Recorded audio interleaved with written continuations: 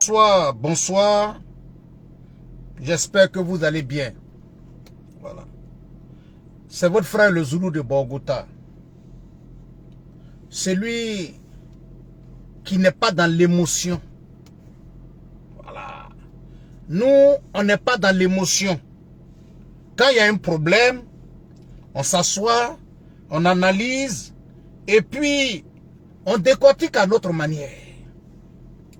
On peut ne pas être d'accord avec Zoulou, c'est normal, ça c'est la vie. Parce que même tes propres enfants, parfois il y a des situations, vous n'êtes pas d'accord. Ça aussi, ça fait partie de la vie. Mais à sortir de là pour dire non, Zoulou de Bogota, et je ne suis pas dans l'émotion. Voilà. Ceux qui sont dans l'émotion là, continuez. Mais moi, je ne suis pas dedans. Je vais venir parler de cette histoire d'un bâtiment qui s'est écroulé à Abidjan. Je vois aujourd'hui des gens qui partagent la photo de cette dame-là. Yako, vraiment, non, ça là, vraiment. Mais attends, je vais vous poser la question. Pourquoi ce monde d'aujourd'hui, là, nous sommes méchants? Tant de méchanceté vis-à-vis de nos prochains. Mais pourquoi dans ce monde-là aujourd'hui, les gens refusent de prendre leurs responsabilités? Maïmouna Traoré, salut à toi depuis ta position. Ah, excusez-moi, j'ai dû faire une... Partagez le direct et mettez le cœur s'il vous plaît, c'est important. C'est important. Voilà. Vous voyez, je vois aujourd'hui beaucoup de personnes sur les réseaux sociaux. Oui, la pauvre, c'était la caissière. Vous déposez la jolie photo de la dame. Oui, vraiment, c'est pas possible. Vraiment, vraiment, vraiment. Hey, calmez-vous, pardonnez. Calmez-vous. Je vais vous dire quelque chose. Les gens pensent qu'aujourd'hui, tout ce que on fait sur Facebook, là, c'est vrai que nous sommes là, on parle de politique, c'est vrai qu'on parle de tout, hein. Mais chers frères et sœurs, les actes que nous posons sur Facebook, là, demain, là, nous serons jugés pour ça. Ne pensez pas que ce que nous on fait sur Facebook, là, ça ne va pas faire partie de notre jugement. Hein. Ça va faire partie et ça va bien faire partie. Assistez Bakongo ici. Voilà des gens qui étaient sur les réseaux sociaux la dernière fois. Oui, vous cassez maison des gens, vous cassez maison de là, vous cassez maison des gens, où les gens vont aller dormir, où les gens vont aller faire comme ça. Comment les gens vont s'arranger? Comment les gens vont faire comme ça? On a compris votre problème. Je vais poser une question ici aux gens. Et que chacun ait le courage de le dire. L'effondrement de l'immeuble, je ne sais pas si ça s'est passé hier ou bien avant-hier. Combien parmi vous ici, si l'État de Côte d'Ivoire, 24 heures avant, avait considéré que cet immeuble-là était à risque et qu'il fallait demander aux gens de déménager, si c'est l'État hier qui avait pris la décision et de dire non, cet immeuble-là où c'est placé là, ce n'est pas bon. Ceux qui sont sur les réseaux sociaux, en train de dire la pauvre, il y a combien ici qui allait venir dire ce que l'État de Côte d'Ivoire fait là, c'est bon? Chers frères et sœurs, il y a combien qui allait venir dire la décision que l'État a prise là, c'est bon? Elle allait dire, c'est mon seul travail, ils vont gâter mon travail, je ne sais pas comment je vais nourrir mes enfants. J'ai 3 enfants, je viens de me marier, mon mari ne travaille pas, mes parents n'ont pas les moyens. C'est ce petit boulot-là, je prends pour entretenir mes parents, entretenir mes enfants. Il y a d'autres même, peut-être même ils allaient organiser sitting devant. Il y a d'autres même qui allaient partir s'arrêter. Il y a d'autres qui seraient sur les réseaux sociaux aujourd'hui, maman, papa des gens. Parce qu'ils ont décidé de casser un immeuble qui mettait à risque. Et si par malheur,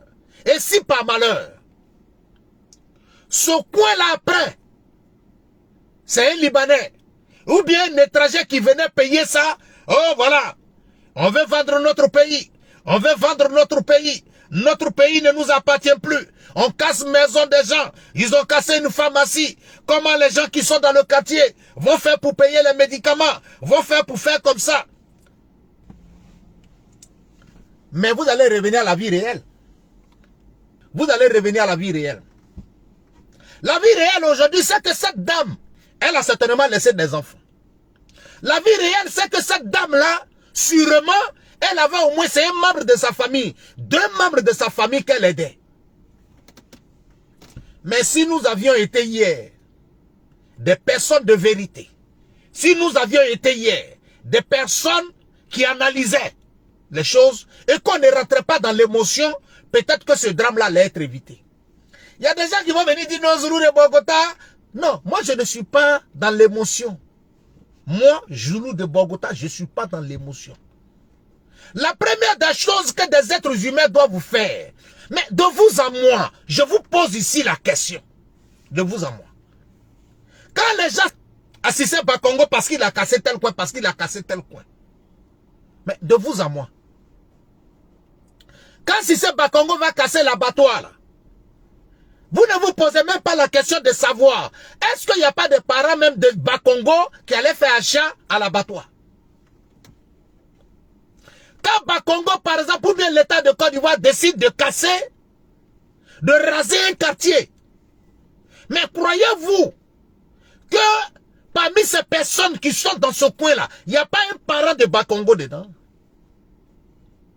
Mais de vous à moi, Bakongo, lui, il est dans sa maison. Il dort. Les cadres du RHDP sont dans leur maison. Ils savent casser terrain qui est à Bobo, qui est à Yopougon. De toi à moi, il y a un ministre qui va aller construire. Il y a un ministre qui va aller construire à Yopougon pour dormir. Il y a un ministre qui va aller construire à Bobo, PK18 pour aller dormir. Ça n'existe pas. Ça veut dire qu'en réalité, c'est ces actes qu'ils posent là. Peut-être on peut ne pas apprécier la manière. Mais dans le fond, c'est des actes qui sont faits dans l'intérêt de la population. Djibouti de Tengrela, salut à toi. Cheikh Talibi, salut à toi. Hein? Quand ces actes-là sont posés, c'est posé dans l'intention de protéger la population. Peut-être que la manière peut être critiquée, mais le fond ne peut pas être critiqué.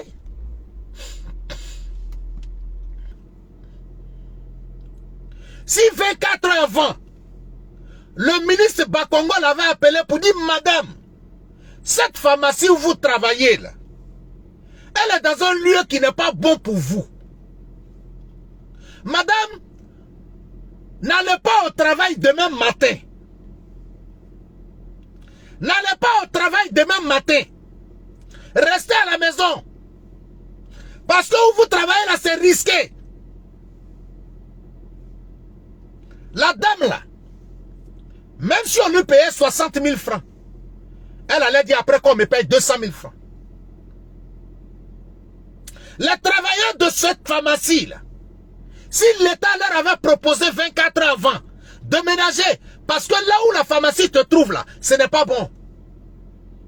On allait traiter l'État de Côte d'Ivoire du tout. Aujourd'hui, la bonne dame est partie. Elle a laissé ses enfants. Ceux qui sont là aujourd'hui, eh oui, la pauvre, comment elle va faire? Voilà son anniversaire, voilà son zaïla, voilà son zou, voilà son quoi, voilà son là. La vraie réalité n'a pas encore commencé pour ses parents.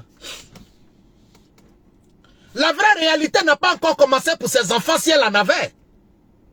La vraie réalité n'a pas encore commencé pour son mari. Parce que, chers frères et sœurs, dans une semaine, dans un mois, Ces enfants-là, ils seront en train de se réveiller le matin et puis demander après leur maman. Si elles ne sont pas âgées, ou bien s'ils ne sont pas âgés, le père sera leur dire, maman a voyagé. Maman n'est pas encore revenue du boulot. Le monsieur va s'arranger déjà, ça c'est même pas un mois. C'est-à-dire le jour lui-même s'effondre là. Le même jour là, quand les enfants doivent aller dormir là, et puis il y a d'autres qui demandent à leur maman, après leur maman avant d'aller dormir là, le père dit, maman est partie au boulot, elle n'est pas encore de retour. Mais quand il a fini de dire aux enfants, maman allait au travail, elle n'est pas encore de retour là. C'est pas encore fini. Parce que quand il va dire ça aux enfants et puis les enfants vont aller dormir, le monsieur lui-même va se retrouver devant la réalité des faits. Parce que là, son portable est éteint. Parce que ceux qui font les messages, leur portable est éteint. Ils sont en train de dormir avec leur mari, avec leurs enfants. Quand le monsieur se retrouve seul dans sa chambre conjugale, c'est là qu'il commence à dire, c'était mieux qu'elle ne travaille pas. C'était mieux qu'elle ne travaille pas. Jamais il ne dira le nom du RHDP. Jamais il ne dira le nom du président de la République. Parce que cette fois-ci, nous sommes loin. Nous sommes devant les faits accomplis. Celle qui a dormi à côté de toi hier, elle n'est pas là aujourd'hui. Celle qui dormait à côté de toi matin, midi et soir. Celle qui s'occupait de toi. Celle qui te disait le soir du boulot. Comment la journée s'est passée, elle n'est pas là. Les soi-disant, nous sommes humains sur Facebook ne seront plus là. Et tu seras devant les faits accomplis. Ça veut dire que dans un monde normal, quand l'État décide de casser un coin et de vouloir vous protéger, je pense que la première des choses que vous devez faire, c'est d'abord de dire merci à ce parti. C'est de dire merci à cette personne qui est devant.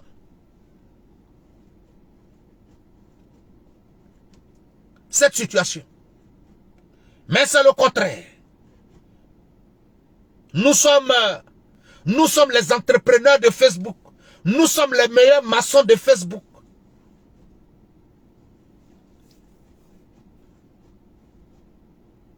Bon, vous allez venir nous dire quoi?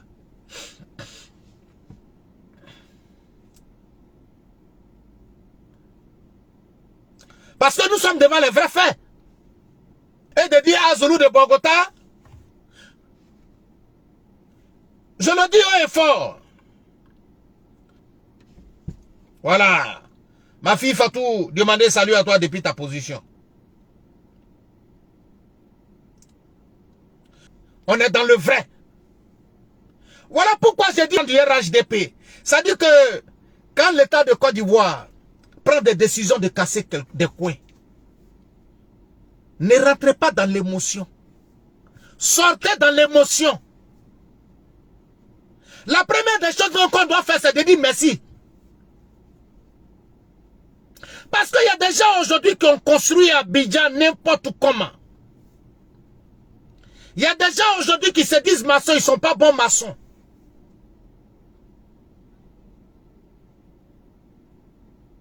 Ils ne sont pas bons maçons. Ils vous créent des problèmes. Tu crois qu'il a construit une maison pour toi, mais... Je vois des gens aujourd'hui qui sont là. Oui, vraiment, tous ces millions sont partis.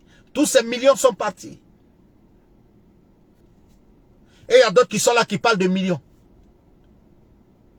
En Europe ici, maison de 1970. Maison de 1970. Tu rentres dedans, si on te dit que c'est une maison de 1970, tu dis non que c'est faux. Tu dis non, c'est pas possible qu'une maison de 70 soit comme ça. Les maisons même que nous, nos parents ont construit, là, les maisons que nos parents ont construit, ces maisons-là aujourd'hui sont encore là. Maisons que nos parents ont construit depuis 1960. Les maisons-là sont là. La fondation n'a pas été touchée. Peut-être c'est le mur qui est gratté. On fait peinture pour rendre ça joli. Mais ces maisons qui ont été construites il y a 10 ans qui tombent. Il ne pleut pas. Il n'y a rien. Il n'y a pas de mauvais temps. On peut dire, ah, il pleut.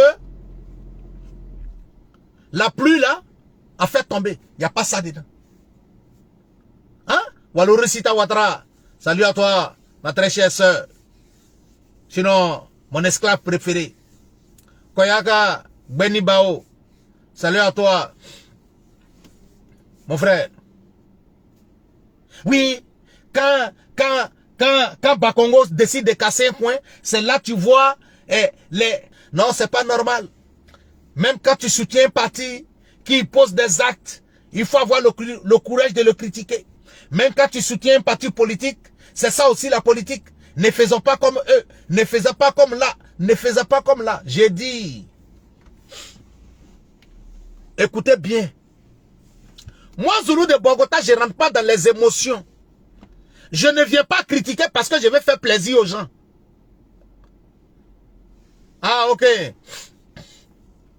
Tu es dans la capitale du Bafing. Ok, salut-moi les gens de Gangway alors. Alors là, ça c'est mon village. C'est-à-dire que quand j'attends le nom de mon village comme ça, il y a l'émotion qui rentre en moi. Il y a l'émotion. Parce que tellement j'aime chez moi. Ah oui, oui. Oui. Maressa Oussou, depuis le grand de Yamoussoukro, salut à toi depuis mon très cher frère. Hein? Bon retour à toi. Quand tu soutiens un parti politique, qu'il y a des choses qu'ils font qui ne sont pas bonnes, il faut critiquer. Il faut, quand ton parti politique, ne faisons pas comme eux. Mon frère, laisse-moi te dire. Ma soeur, laisse-moi te dire. Ceux qui ont pris cette décision d'aller casser ce coin-là, ceux qui ont pris la décision d'aller casser ce coin-là, ne sont pas... Oui.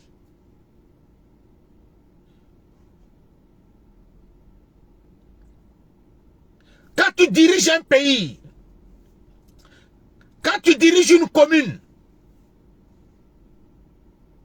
il y a des décisions qui font mal. Il y a des décisions qui touchent. Peut-être même c'est lui-même qui a pris la décision là. Mais il s'est dit que c'est une décision qui est inévitable. C'est une décision qui est inévitable. Il apprend. C'est une décision qui est inévitable. Il apprend. Voilà pourquoi j'ai dit, l'immeuble qui s'est effondré là, si 24 heures avant, on avait envoyé des gens pour aller casser l'immeuble là, pour dire non, l'immeuble là, ce n'est pas bon. Batourou, Samassi, salut à toi, ma très chère soeur. Ismo, Sumaoro, salut à toi depuis ta position. Ma petite soeur Niki, Révélation, salut à toi. Si l'État de Côte d'Ivoire avait pris la décision d'aller casser cet immeuble, il y a des gens qui allaient sortir. Non, mais ce n'est pas normal. On ne peut pas vivre comme ça. Quelqu'un a dépensé des millions. Quelqu'un a dépensé ça pour aller faire chose. Quelqu'un a dépensé ça. Au lieu même que nous nous levons pour dire ce que l'État de Côte d'Ivoire a fait là ne doit pas s'arrêter seulement là. Les maçons qui ont construit, l'entrepreneur et peut-être même le propriétaire, mais qui en réalité ne sait rien, doivent être. On ne va pas faire ça. Ce qu'on va voir, c'est les millions. Mais quand ce genre de drame arrive, hé la pauvre, voici la caissière de la pharmacie. Voici la pharmacienne. C'est la caissière de la pharmacienne. C'est la comme ça de la pharmacie. Elle a laissé 2 enfants. Elle a laissé 3 enfants. Elle venait même de se marier il y a 3 mois. Elle venait de se marier il y a 4 mois. Voilà les images de son mariage. Elle était pleine de joie. Elle était pleine de gaieté. Elle aimait la vie. La pauvre, comment elle va faire?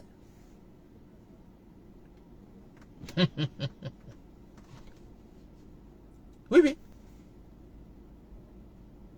Par contre, ils oublient qu'il y a 2 semaines de cela, il y a 3 semaines de cela, quand l'État de Côte d'Ivoire a cassé des points pour ceux qui y habitaient, ils ont dit non, non, non, non, non, non, non, non, non.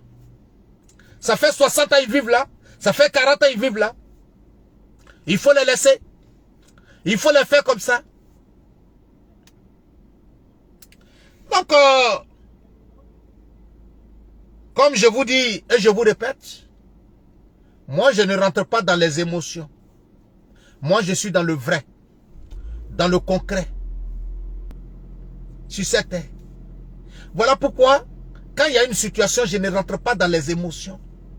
Non, non, non, moi je ne rentre pas dans les émotions. Ceux qui sont émotionnels là, restez là-bas. Moi je ne suis pas dans ça. Que non, ne faisons pas comme eux, même si c'est notre pouvoir, quand ils font des choses, il faut critiquer. Je ne critique pas. Je ne critique pas. Ceux qui me disent aujourd'hui de critiquer, là, hier quand ils étaient au pouvoir, là, je leur ai dit de critiquer. Ils ont refusé. Oui. Ils ne se sont même pas arrêtés seulement qu'ils ne critiquent pas. Quand ils n'étaient pas d'accord avec eux, à un certain moment de la vie, il faut sortir de certaines émotions. Trop, c'est trop. Et c'est nos émotions là aujourd'hui qui font que nous arrivions à ce genre de niveau. Parce que nous n'aimons pas la vérité. Parce qu'on n'aime pas un pouvoir, tout ce qu'il pose comme acte, on ne cherche pas à savoir. Parce qu'on ne l'aime pas, il faut toujours se mettre dans la position de la critique. Ça ne sert à rien. Voilà. Donc, chers frères et sœurs, c'était votre frère, le Zoulou de Bogota, depuis sa position. Je vous remercie, que Dieu veille sur vous et que Dieu vous protège. Merci.